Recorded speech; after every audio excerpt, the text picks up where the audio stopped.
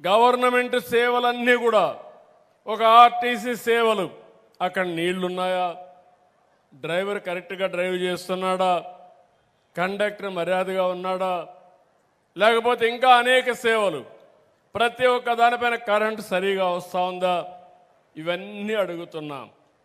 మీరు కానీ సరైన సమాధానం నాకు ఇస్తే మీ సమాధానమే కాకుండా నేను కూడా అదనంగా సమాచారాన్ని క్రోడీకరించుకుని ఎక్కడా తప్పు లేకుండా సుపరిపాలనతో మీ అందరికీ మంచి చేస్తానని మరొక్కసారి హామీ ఇస్తున్నా. నాకు కూడా కొన్ని వారసత్వ సమస్యలు వచ్చాయి. ఆ వారసత్వ సమస్యలు చూస్తే 5 ఏళ్ళు రాష్ట్రాన్ని భ్రష్టు పట్టించారు. నేను ప్రతిరోజు చెప్పినా కూడా దానివల్ల ఫలితం లేదు. కానీ అప్పుడప్పుడు మనం ఆలోచించకపోతే మంచి జరిగే ఇది రాదు. ఒక ఉదాహరణ, భూమి మీది, ఆ దానిపైన హక్కు మీది. 5 ఏళ్ళు ఏం జరిగింది?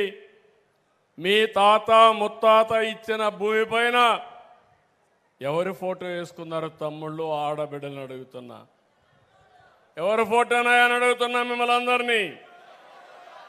భూమి మీది, ఫోటో అయింది. ఏం చెప్పాలో నాకైతే అది ఇప్పుడు అంటాడు నా పాలసీయే బెటర్ అంట, ఆయన పాలసీయే కరెక్ట్ అంట. ఇంకో పక్కన మీ పొలం చుట్టూ సర్వే చేసి ఆ సర్వే రాళ్ళు, అది కూడా గెలాక్సీ గ్రనైట్, అంటే శాశ్వతంగా ఉండిపోవాలి ఆ మట్టిలో అనుకున్నాడు. అలాంటిది ఆయన బొమ్మ. ఆ బొమ్మ తొలగించడానికి మళ్ళా డబ్బులు ఆయన ఖర్చు పెట్టింది 700 కోట్లు, దాన్ని తీసేయడానికి మళ్ళా డబ్బులు అయింది. మూడోది, టెక్నాలజీ ఉపయోగించుకొని నల్ల చట్టం ఒకటి తీసుకొచ్చాడు, ల్యాండ్ టైటిలింగ్ యాక్ట్ అని.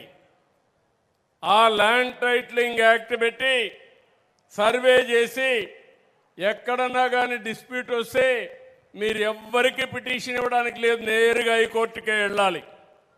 మామూలు రైతు, మామూలు చిన్న కుటుంబం హైకోర్టు పెట్టి హైకోర్టు లాయర్ ద్వారా ఫైట్ చేయాలి. దాన్ని సెటిల్మెంట్ చేసే అధికారి ఈయన గుమస్తా.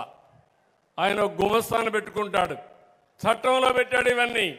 ఇప్పుడు అంటాడు నా చట్టం బ్రహ్మాండమైన చట్టం అంటాడు. నేను ఆ రోజు చెప్పా, నీ చట్టాన్ని తగలేయాలి కాబట్టి పబ్లిక్ మీటింగ్లో తగలేసి ఆ చట్టాన్ని రద్దు చేశామని కూడా మీకు హామీ ఇస్తున్నా. కానీ చేసిన పాపాలు ఒకే రోజు నేను కడగలేను. 22A కింద కొంతమంది భూములు పెట్టేశారు. అదే సాగ్గా కొంతమంది అధికారులు తప్పుడు రికార్డులు రాశారు. అన్ని ప్రక్షాళన చేస్తున్నా. ఒక సంవత్సరం తీసుకున్నాను. ప్రతి నెల 9వ తారీఖున నేనే స్వయంగా వెళ్ళి ఒక గ్రామంలో ఈ రికార్డ్స్ అన్ని వాళ్ళకి హ్యాండ్ ఓవర్ చేస్తా. ₹1 అవినీతి లేకుండా, ఎవ్వడు కూడా తప్పు చేయకుండా ప్రక్షాళన చేసి పూర్తిగా రికార్డ్స్ అన్ని ఇచ్చే బాధ్యత నేను తీసుకుంటున్నాను. అంతేకాదు, ఇంకో పక్క మీరు ఒకసారి చూస్తే ఈ రికార్డ్స్ ఇవ్వడమే కాకుండా QR కోడ్ పెడుతున్నాను, బ్లాక్ చైన్ టెక్నాలజీ తీసుకొస్తున్నాను. ఎవరు కూడా రికార్డ్స్ తారుమారు చేయకుండా బ్లాక్ చైన్లో పెడితే అది టెక్నాలజీ పర్ఫెక్ట్గా ఉంటుంది.